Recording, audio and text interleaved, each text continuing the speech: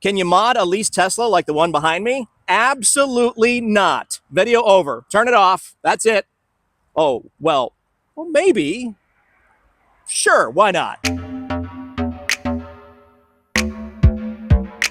When you get your Tesla Model Y Juniper and you get the 19-inch wheels, they are going to look like this. But what if you want them to look like this? Is that okay? Sure, absolutely. Okay, this is a pretty basic mod, and it's completely okay for a lease because it's removable later and you can put that wheel cover back on. So if you opt for this way, basically you take the wheel cover off that it comes with, and it comes with these lug nut covers, which you can see here. And they are easily taken off with one of these that this kit comes with. I'll put the link down in the description. And so you basically just clip this into the lug nut cover and pull out. It's that simple. Do they fall off? Well, I've been running this for over 1,000 miles and none of them are even loose. So this is a very simple mod if you don't like the Aero wheel covers that the car comes with and you want to go for this black look. It's about $15 for the kit that comes with the lug nut covers, as well as the center caps, as well as the tool to remove it. One thing it doesn't come with is these suction cups. You definitely need these to remove these later when you want to do the release return, because you're going to want to put those Aero covers back on. So you need this to suck this off, and you need this to remove the lug nut covers, and you're good to go. All that stuff is down in the description. A super simple mod that is definitely okay to do. Of course, the number one thing people probably want to do to their leased Tesla is tint the windows. And I'm going to have more on that later in the video. Hey, don't forget to hit the like button on this video and subscribe to the channel. It means the world to me and takes seconds out of your day. Okay. All right, so first of all, how do you take this thing off if you want to do the mod I just described and put that center cap and the lug nut covers on, or you want to put an all-new cover on this wheel? How do you take this thing off? I've got videos that I've done already, and basically it's super simple. You want to get 2 of these items loose, and then the whole thing pops off. Take a look.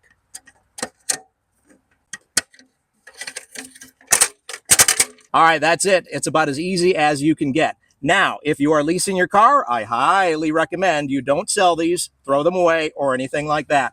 Store them somewhere, so when you go to do the lease return, you just pop these back on. Basically, you take this hole here and align it with the valve stem of the tire, and you pop the whole thing back in place. Now, if you've done the center cap mod that I showed you earlier, you're going to have to take that off here and take off all the lug nut covers, although I don't think those necessarily need to come off, but definitely the centerpiece, because this centerpiece needs to go there instead. Now that you have that off, you can of course do that centerpiece and lug nut cover method, or you might want to get an all-new wheel cover. This one is from EVBase, and we've got the link down in the description for this one.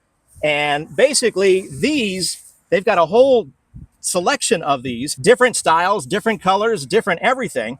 And basically you have to have this center cap off again, because this center cap is going to now take over and change the look of your car rather easily. Doesn't affect the lease. And so you take this notch, see this notch right here? This notch right here. It's hard to see on camera. There it is. And you again align that with the valve stem and pop the whole thing into place. This particular wheel cover from EVBase basically mimics the wheel that's there, you can see, but adds a little extra flair. These little edgy things. I think it makes it look a little more aggressive, but basically that's how you pop this into place. And now you've got it. Now you've got another look for your Tesla that's easy to remove later, doesn't affect your lease because you're going to take this off at the lease return and put the old wheel covers on. Now that I have this one on, I should point out the nice thing about these wheel covers from EVBase is that this outer edge is actually protecting your wheel on the other side from any curb rash you might get if you curb rash with these wheel covers on. So that's kind of a nice touch. Plus, it looks like a wheel. Obviously, I got to clean it up. I've got dirty hands and everything, but it looks like a real wheel. It doesn't look like a hubcap. And I'm kind of impressed with it. And you can choose what center cap you would like to put in here. They have Tesla logos with red, Tesla logos with white, I think silver, and then I opted for just a plain center cap. So that's kind of cool. You can do all that at ordering. And I think we're on pretty good. I can't get it off now, so that's good. I mean, I can if I wanted to, but I don't want it to fly off while I'm driving. Looks pretty good. While we're still on wheels, tires, and brakes and all that kind of stuff, one thing to note, brake caliper covers are definitely popular these days. And because they're electric vehicles, we don't actually use our brakes that often. So people's concern is usually about the cooling of the brakes and will the covers that pop on harm that. I did run caliper covers on a Chevrolet Volt back in the day, and I experienced no issues with brake problems or anything like that. So I don't see a problem with that. If you do really want to color these, the proper way is to get heat-rated caliper paint. It's like 15 bucks on Amazon. However, I'm not sure about that one when it comes to a lease return because that's not exactly easy to remove.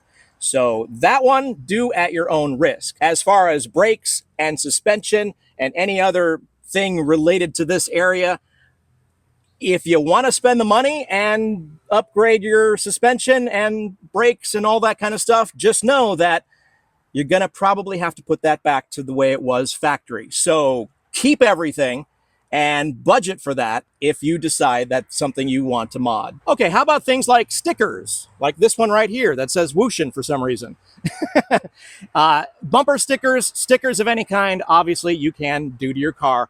My suggestion to make your life easier, though, is to put them on a window. Don't put them down here on a bumper because, yes, you can remove them. It's a little more difficult. You got to get a hairdryer out. You got to use Goo Gone.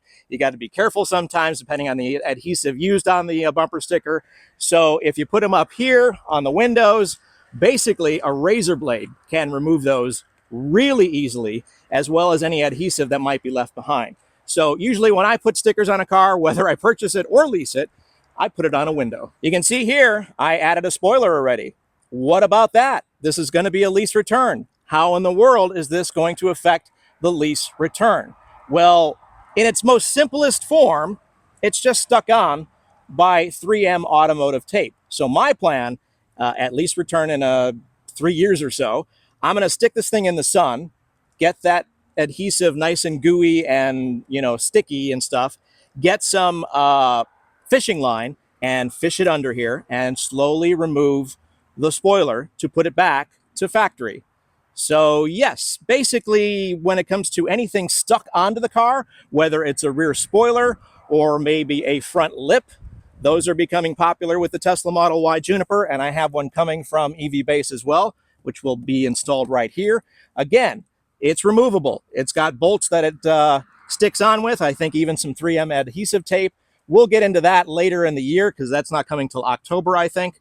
But as long as you can remove it later, relatively cheaply, I say go for it. It's your car, customize it, make it your own for the time that you have it. Another thing that's become popular with Juniper mods is covers or skull caps for your rear view mirrors. And I actually did have a set from a different brand that I did stick on here, and I found that they were very, very hard to remove. So just a little warning, if you decide to go that route, they use some 3M tape right here along the bottom edge. I actually, to get them off, had to remove this entire piece, put it into my garage shop, and try to slowly take it apart so I wouldn't ruin the paint. Most people, day one of getting their brand new Tesla, they are going to want to remove the cheapest, ugliest, most useless part of a Tesla Model Y Juniper, or any Tesla for that matter, and that is these flimsy, cheap, awful, carpeted floor mats. And they're going to want to put in something a little better, something a little more winter resistant, something, you know, just all weather, especially if you live where there's winter and snow and stuff. These are actually from Tasmanian. I got them for my 2022 Tesla Model Y Performance. They happen to fit perfectly. So if you've got a Tesla Model Y currently and you're thinking about upgrading, I'm not saying all brands fit, because I have seen some people complaining that they don't fit, but this particular brand fit absolutely perfect, like a glove. So I'm just going to stick with these until maybe EVBase send me some to review. My tip to you though, if you do upgrade your floor mats, keep the old ones. Don't throw them away. Don't sell them. Just stick them somewhere for the 3 years and make sure you put them back. Remove these, put these back to get your car back to factory spec. As far as any interior mods, I've got a screen protector on the screen. I will definitely peel that off with a fingernail right here. If you work your fingernail in here, it will just peel right off. So do that a few weeks before your lease return as well. Again, it's a mod that protects your screen. And if you've got kids, I highly recommend getting one of those. I see people on Facebook all the time, well, I don't drop my screen, so why do I need a screen protector? You'd be surprised how many times a passenger is new to the car or whatever, and they hit their phone here trying to put it down here on the charger, or a kid does something. Some protection is better than absolutely nothing. I also like this accessory from JOWUA. You can see the logo right there. This is fantastic because the glove box is tiny in this car and almost useless. This allows you to put some commonly used things here, and you can see it just uses the triangle portion of behind the screen. Again, there's a little bar here that snaps into place. You just pull this off, comes right off. Any interior mods that are super easy to remove, even this MagBak will be easy to remove. It's got 3M tape on the back. You just kind of pry it loose. This hub here from JOWUA, which expands my USB ports. Again, it's just plugged in down there and just comes right out. It slides right out. So any mods that you can easily remove, obviously garage door, sunscreen, all these things, you know, it's going to take maybe an hour to remove all these things. It took a lot of hours to put them in, but probably going to take about an hour to remove all of these things. And I've got more accessories to come because I happen to test this stuff for you guys for this channel. Again, any accessories that are so easily removable, it's really not a big deal if you're leasing your car. This is also from EVBase. And I love these for grocery shopping, putting milk in, all that kind of stuff. It's basically just a silicone rubber thing. They pop out real easily, so just don't forget to take them with you when you do your lease return. It's not modifying the car in any way. The new Juniper doesn't come with a license plate frame these days, so I suggest getting one of these. I have the link down in the description from Amazon. It's just a simple, basic black license plate frame. Again, it's a super easy mod, just a couple of screws. Cleans up the look of your license plate. I see so many Teslas out there with just screws holding on the license plate. It just looks unfinished to me. It doesn't look very good.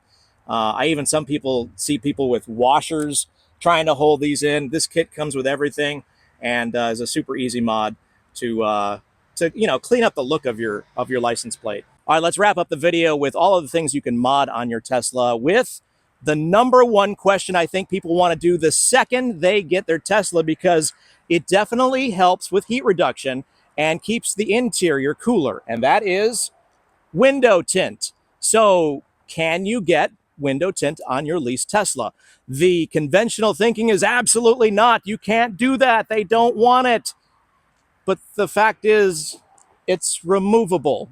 So just factor that in when you get your car tinted, that at lease return, you're going to have to take it back to the same shop, or any shop for that matter. But if you're in the same area, you might as well go to the same shop.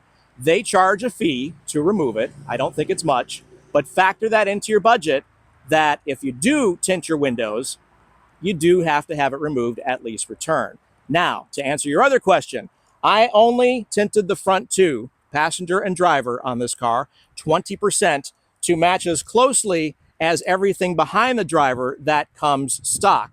That is still all OEM tint, and it does offer UV protection. I'll put that up on the screen.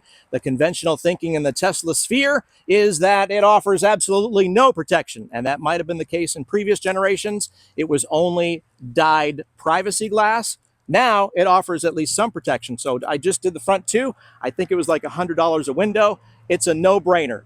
If you want to have a cooler cabin for the 3 years that you own your car, you might as well be comfortable and pay the price. It's really not that big of a deal. Okay, so the general rule of thumb throughout this entire video, if you haven't noticed, is basically you can do anything you want to the car as long as you put it back later. Whether it's sticking something on or popping on wheel covers or center caps or stickers or anything like that, just make sure that you are mindful that it can be removed, put back to original factory spec, or you keep everything that you take off, like floor mats or wheel covers or shocks and that kind of stuff if you are so bold to do that. Also, I forgot to mention wraps to go along with the tint shop. It's basically the same guys that do that. If you wrap your Tesla, it's going to be expensive. It's also going to be expensive to remove. So go ahead and do it. It's not going to affect the lease at all. Just make sure you factor the money in to pull all that wrap off. So when you return the car, it's the way it was. That's what you really need to get out of this video. The car needs to go back to Tesla the way it was. In the past, I've leased cars before and tinted them and returned them with the tint on, and they literally said, thanks, that's an upgrade for us, we can sell. Tesla doesn't seem like they're into that. In fact, they post this on their website saying it can't be tinted. So that's a bummer. You have to pay for the removal cost. So there you go. The answer is pretty simple. Can you mod your leased Tesla? And it's a big, huge maybe, basically. It's mostly yes. So if you found value in this video, if you like this video, well, go ahead and hit the like button on the video. It truly means the world to me, and just take seconds out of your day. Just hit the like button and go that extra step. If you haven't done so already, hit the subscribe button. That way you know when we've got new videos coming out. Thanks again for watching. I'll see you next time.